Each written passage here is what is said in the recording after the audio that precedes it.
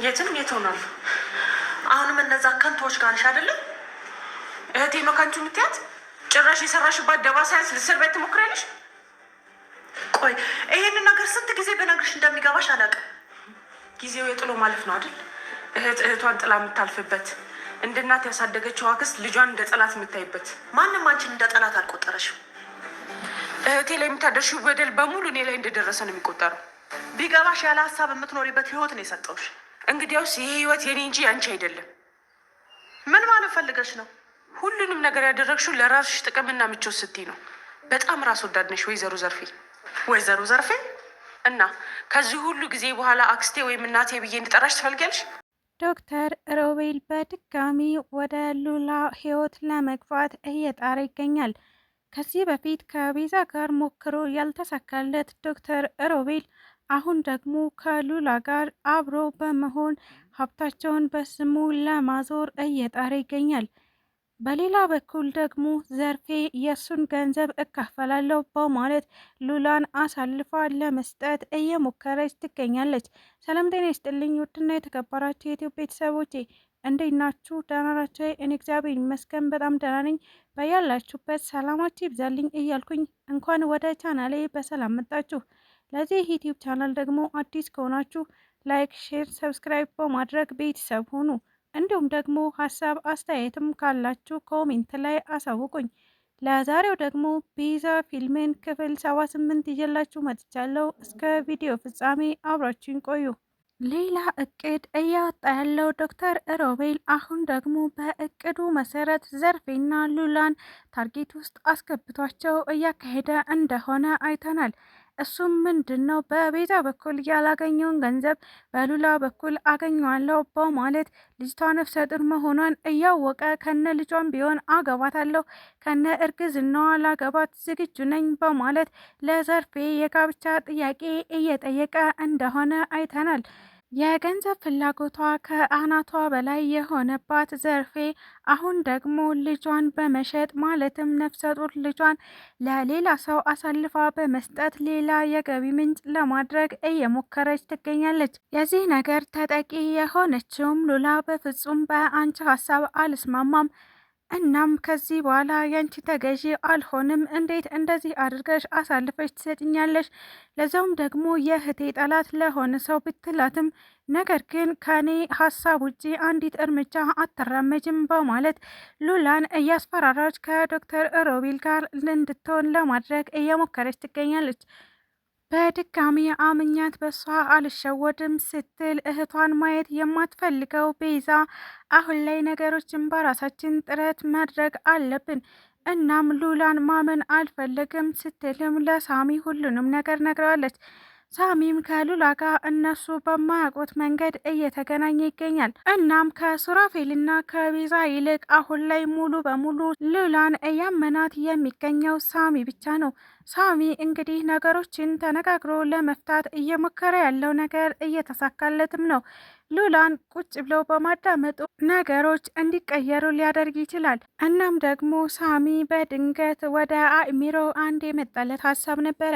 እሱም ምንድን ነው? ሉላና ቤዛ እጅግ በጣም ስለሚመሳሰሉ አሁን ላይ ሉላ ባለችው መሰረት አክስቷ ለዶክተር ሮቤል ልስትራት እንደሆነ ስለነገረችው ይህንን አጋጣሚ ለምን ቤዛ አትጠቀምበትም በማለት ነበረ አንዲት ነገር ሹክ ብሏቸው የነበረው። ሱራፌል በዚህ ሀሳብ ባይስማማም ነገር ግን የችግሩ ተቋዳሽ ቤዛ እያንዳንዱ ነገር ለማድረግ ዝግጁ ነኝ፣ እሷ እኔን መስላ የኔን ገንዘብ በስማቸው አድርጋለች፣ እናም እኔ ደግሞ እሷ መስዬ ገንዘቤን በተዘዋዋሪ እቀበላለሁ ስትልም ቤዛ ሙሉ በሙሉ በሀሳቡ ተስማምታ ትገኛለች። ነገር ግን ሳሚም ቢሆን ይህንን ሀሳብ ካመጣው በኋላ እንደገና መጸጸቱን ቀጥሏል። እንዴት ነው እንደዚህ አይነት ሀሳብ የማስበው? ይቅርታ እኔ ተሳስቼ ነው እናንተንም ያሳሳትኳችሁ ቢላቸውም ነገር ግን ቤዛ ሙሉ በሙሉ ሀሳቡ ስህተት ሳይሆን ትክክል ነው። እነሱ ያደረጉብኝን ነገር እኔም ከማድረግ ወደ ኋላ አልልም። ስለዚህ ይህ መንገድ የሚያስከደኝ ከሆነ እሞክረዋለሁ ስትልም ወስና ትገኛለች። ሚስቱን ለመፈለግ ወደ ከተማ መጥቶ የነበረው ሽብሩ አሁን ላይ ወደ ኩቻ አንድ እርምጃ የሚያስኬደው ሀሳብ አግኝቷል። እሱም ምንድን ነው? የኩቻን ፎቶ በመያዝ እሷን ለመፈለግ እየሞከረ ይገኝ ነበር። እናም የባለቤቴ ልፈልጋት የመጣሁት ሴትዮ ፎቶ ይህ ነው ሲልም ለዶክተር ሮቤል አሳይቶታል። ዶክተር ሮቤልም ይችናት እንደ ሚስትህ ሲል ቢጠይቀውም አዎ ይችናት በማለት መልሶለት ነበረ። አሁን ላይ የሽብሩ እጮኛ የነበረችው ኩቻ ከሳሚ ጋር ሌላ ህይወት እንደጀመረች ስለሚያውቅ እቺ ልጅ ማለት እኮ የሳሚ ፍቅረኛ ወይም ደግሞ የሳሚ ሚስት ናት። እናም ሳሚ ማለት ለአንተ ቀንደኛ ጠላት ነው በማለት ነበረ ነገሮችን ለማቀሳሰር እየሞከረ የሚገኘው። ሽብሩም ይህንን ከሰማ በኋላ በፍጹም አላስቻለውም። ቤቱ ሄጄ በላዩ ላይ ቤቱን አነድበታለሁ፣ እናም ደግሞ ሚስቴን ይዤ ወደ መጣሁበት እሄዳለሁ ሲል ነበረ ለዶክተር ሮቤል የነገረው። ዶክተር ሮቤልም የእሱን ሀሳብ በማዳመጥ አይ በፍጹም አይሆንም፣ ከተማ እንደዚህ አይነት ነገር አይሰራም፣ ስለዚህ ተረጋግተህ ነው በእርጋታ ነው ሁሉንም ነገር የምናደርገው፣ እናም ይህንን ደፋ ደንፋ ማለትን ታቆማለህ ሲል ነበር ለማረጋጋት የሞከረው። ነገር ግን ሽብሩ ይህንን ነገር ከሰማ በኋላ በፍጹም አላስቻለውም። እናም የሳሚን ቤት በመፈለግ ላይ ይገኛል። ይባስ ብሎ ዶክተሩ ስለ ሳሚ በጣም ብዙ መጥፎ ነገሮችን እየነገረውም ይገኛል። እሱም ምንድነው ከዚህ በፊት የወንድሜን ሚስት ለማዋለቅ እየሞከረ ይገኝ ነበር፣ ማለትም የሱራፌል ሚስት ማለት ነው ሲልም ሌላ ነገር ጨምሮለታል። ሽብሩም በዚህ ነገር እጅግ በጣም በመናደድ ሱራፌል ማለት በፍጹም የኛ ወንድም አይደለም፣ የቤታችንም ሰው አይደለም፣ እሱ ማለት አልጫ ነው ሲል ነበረ በኃይለ ቃል የተናገረው።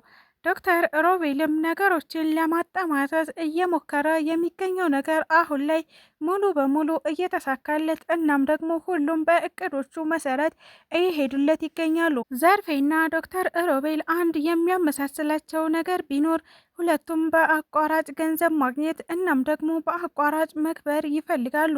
እናም እሷም የምትፈልገው በአቋራጭ ገንዘብ ማግኘት ነው፣ እሱም ደግሞ እንደዛው። ሁለቱም አቋራጭ እንጠቀማለን ሲሉ አንድ መስመር ላይ ሊገናኙ እንደሆነ አይተናል። የሰው ሸክም ሆንን ብሎ እያሰበ ያለው ሱራፌል አሁን ደግሞ እኔ መኪናዬን አስነስቼ ራይዱን መስራት አለብኝ ሲልም ለቤዛ ሀሳብ አቅርቦላታል። እነሱን ለማገዝ የግዴታ ስራ መስራት ይኖርብኛል።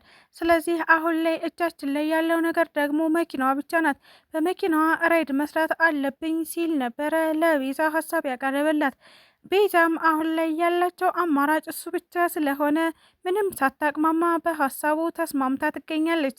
ሱራፌልም ሉላን መስዬ ዶክተር ሮቤል ቤት እገባለሁ ባለችው በቤዛ ሀሳብ በፍጹም አልስማማም። በመጀመሪያ ደረጃ ያቺ ዘርፌ የምትባል ሴትዮ አስወግዳታለሁ፣ እናም ደግሞ ቀጣዩን ሀሳብ እኔ ወስናለሁ። ቤዛ በሀሳቤ መስማማት አለብሽ ሲልም እሱም ሌላ ሀሳብ አመንጭቶላታል። ቤዛም መጀመሪያ ዘርፌን ገደልካት፣ ከዛ ደግሞ እህቴን ልትገላት ነው ስትልም ጮኻበታለች። አይ በፍጹም አልገላትም፣ ነገር ግን ሌላ ሀሳብ እንዳስብ እድል ስጪኝ። በጭራሽ የዛ አውሬ ቤት ገብተሽ እንድትኖሪ አልፈቅድልሽም ቤዛ። ከዚህ በኋላ ለዚህ አውሬ አሳልፌ አልሰጥሽም። ቆይ አንቺ እንዴት ነው የምታስቢው? ይህንን አጋጣሚ አግኝቶ ሮቤል የምተውሽ ይመስልሻል? ከአንዳንድ ነው የሚገልሽ ሲል ነበረ። ሱራፌል እንግዲህ በሀሳብና በጭንቀት የተሞላ ቃላቱን የሰነዘረባት። ስለተከታተላችሁኝ እጅግ አድርጌ አመሰግናለሁ። ለቻናሌ ደግሞ አዲስ ከሆናችሁ ላይክ፣ ሼር፣ ሰብስክራይብ በማድረግ ቤተሰብ ሁኑ። እንዲሁም ደግሞ ሀሳብ አስተያየትም ካላችሁ ኮሜንት ላይ አሳውቁኝ። ኢትዮጵያ ለዘላለም ትኑር እያልኩ ሰናበታችኋለሁ።